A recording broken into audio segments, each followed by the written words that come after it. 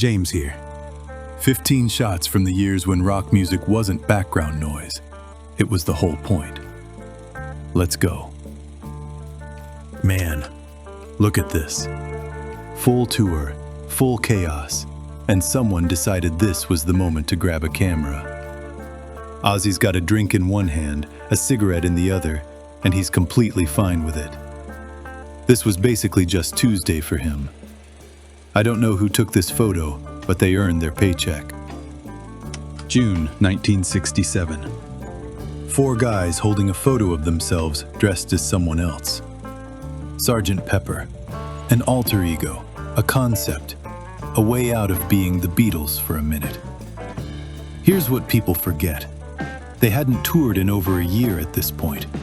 No road, no crowds, just the studio. They used all that tension to build something nobody had heard before. The whole album took 700 hours to record. 700. You see that? One band.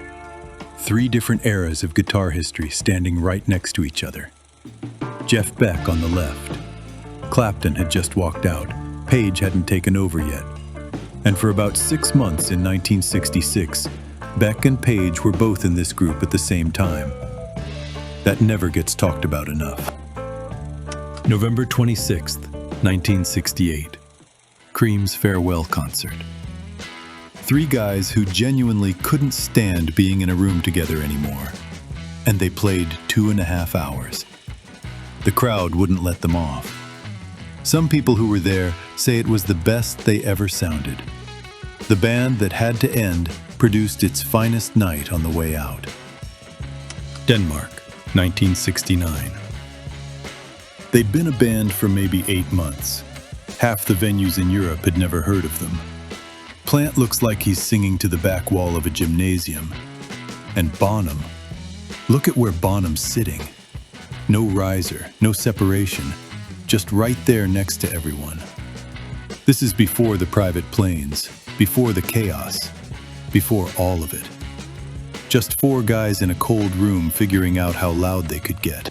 Keith Moon, 1967, 20 years old, already the most dangerous drummer alive, dead at 32. 1973, Queen opened for Mott the Hoople on that tour, Freddie Mercury on someone else's bill. I've read a few versions of how that relationship actually worked. Some say Mott genuinely took them under their wing. Others say it was purely business. Honestly, I'm still not sure which is true. What I do know, Queen got the crowd every single night, and Mott the Hoople knew it. Oakland, 1977. Rumors had just gone to number 1. She's Got a Tambourine raised over 60,000 people. 2 years before this photo, she was still helping pay rent by cleaning Lindsey Buckingham's house. 2 years. Same tour, different room.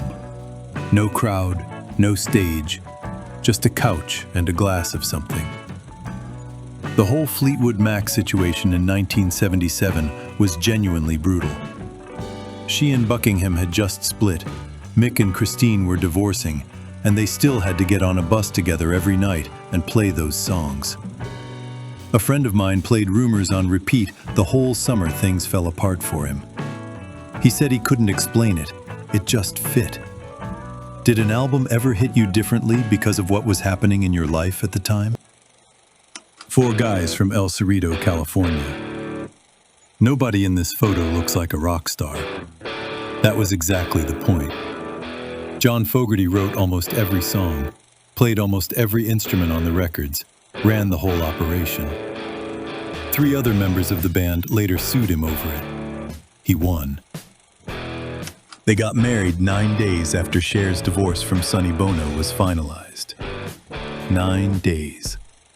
The music press went completely sideways. Nobody could make sense of it. Cher, the pop star, Gregg, the Southern blues guy deep in his own wreckage. They divorced, remarried, divorced again, all within 3 years. Personally, I think Gregg Allman gets underrated every single time people talk about this story. Tell me I'm wrong below. No label support, no radio, no budget. Their debut album sold over 3 million copies on word of mouth alone. 3 million. Zach's wearing an EZLN shirt, Zapatista movement. These guys weren't pretending to have politics. That was the whole foundation. Two people you'd never put in the same sentence. Crosby, counterculture, CSNY, Woodstock. Collins, Genesis, stadium pop, Sussudio. And here they are, 1989, clearly in the middle of an actual conversation. Graham Nash took this photo. I have no idea what they were talking about, and I genuinely want to know. Here's the kicker. These two wrote some of the most technically complex music of the 70s. Chord changes that made jazz musicians stop. And they hated touring so much, they quit doing it for 20 years. Fired their whole band, hired studio musicians, made records in a lab. Most bands collapse without the road. These two got better. Austin, Texas, 1978. Nobody outside the city knew his name yet. He's got the hat on, the smile going, 3 empty bottles on the table. 5 years later, he'd play Montreux, and David Bowie would fly him to New York to record. But right now, it's just a diner somewhere, and he's got nowhere to be. That's the whole photo. That's the whole thing.